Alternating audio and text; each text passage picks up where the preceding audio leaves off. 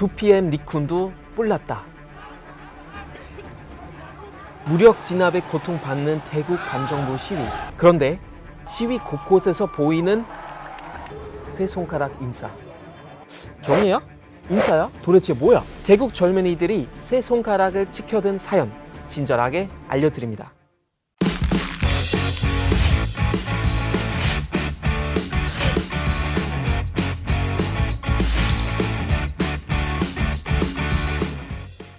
안녕하세요. 와이즈맨 다닐입니다. 최근 태국 출신 가수 니쿤이 트윗을 남겼어요.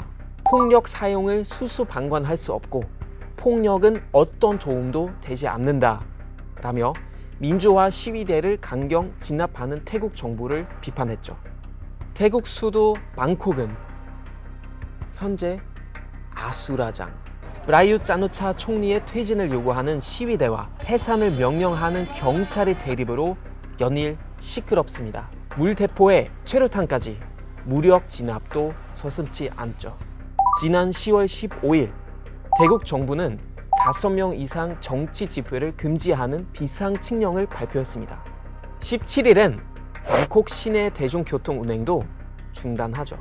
그러나 시위대는 멈추지 않습니다. 시위 장소 어디서든 포착되는 세 손가락 경례. 시위대는 왕과 왕비가 탄 차량에도 세 손가락 경례를 잊지 않습니다.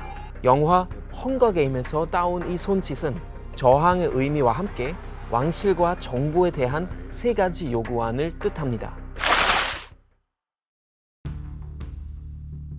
첫 번째 손가락, 군부 중심 의회의 해산. 태국은 70년간 무려 19번의 쿠데타를 겪은 나라입니다. 현 총리 브라윳 짜누차 총리도 2014년 쿠데타로 정권을 손에 넣었죠. 쿠데타 세력이 선거로 명분을 확보해 국회와 정부로 흘러 들어갑니다. 짜누차 정부는 젊은이들의 정신 교육을 강조합니다. 중고등학교에서는 매일 아침 나라와 부모의 충성을 다짐하는 12가지 현장을 노래하죠. 노래뿐만 아니에요. 쌍팔년도를 방불케 하는 두발 검사는 덤. การที่แบบควบคุมดูแลร่างกายของเด็กตั้งแต่หัวจดเท้าโบต้องเป็นสีเดียวกันขนาดเดียวกันชุดแบบเดียวกันถุงเท้าแบบเดียวกันอะไรอย่างเงี้ยค่ะ 군부 정권은 사법 체계마저 주무릅니다. 시민들을 분노케 한 레드불 페라리 사건. 2012년 레드불 창업주의 손자가 술을 마신 채 페라리를 몰다 경찰 오토바이를 들이받았고 경찰이 사망합니다. 오라윳 유이티아는 무려 8년간 해외 도피를 하다 지난 9월 불기소 처분을 받았죠. 정부는 시위대의 분노를 잠재우려고 부랴부랴 재수사 방침을 발표합니다.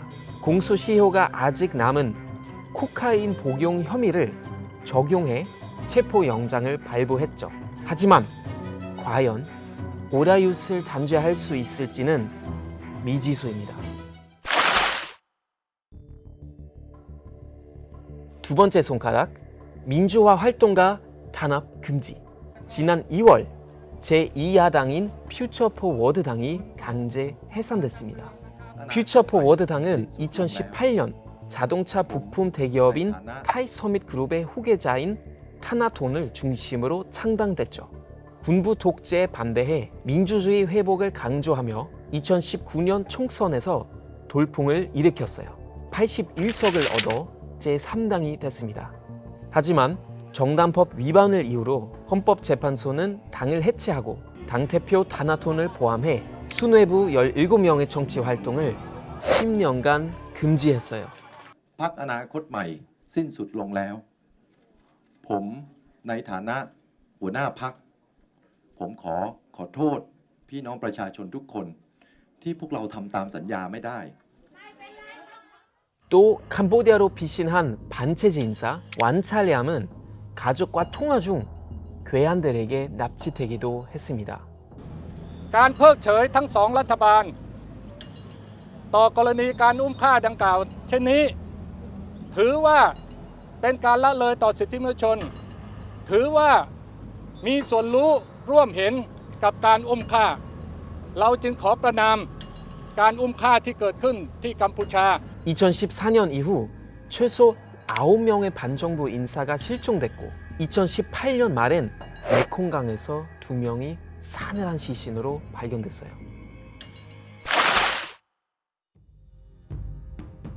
세 번째 손가락, 군주제 개혁. 태국은 원래 왕실에 대한 존경심이 높은 나라입니다. 방송에서는 애국가와 왕실가가 흘러나오고요. 왕실가가 나올 때는 움직여서도 안 되죠. 비방도 금지입니다. 왕, 왕비, 왕세자를 비방하거나 위협하면 징역 3년에서 15년에 처해집니다. 무려 70년간 집권한 라마 9세.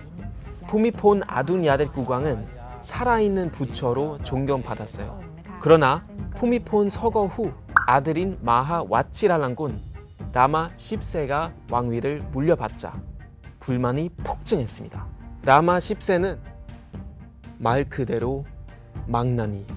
왕실 돈을 자기가 몽땅 관리하려고 왕실 재산 관리법을 70년 만에 바꿉니다.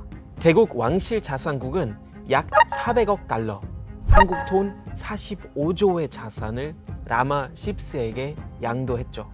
이 때문에 라마 10세는 세계에서 가장 부유한 왕족 1위를 차지하기도 했어요.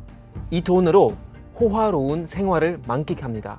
코로나로 관광업이 타격받아 대국 경제 성장률이 마이너스 8%를 기록했지만 왕은 가족과 독일로 휴가를 즐기러 떠났죠. 태국보다 독일에서 생활한 기간이 더 많을 정도예요.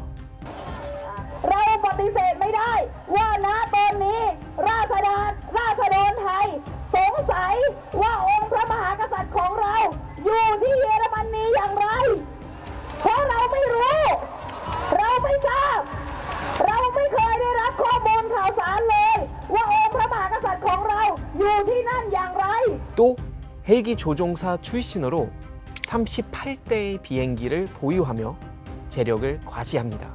시위대는 애니메이션 햄투리 노래를 개사해 왕실 정부의 재정 낭비를 비판합니다.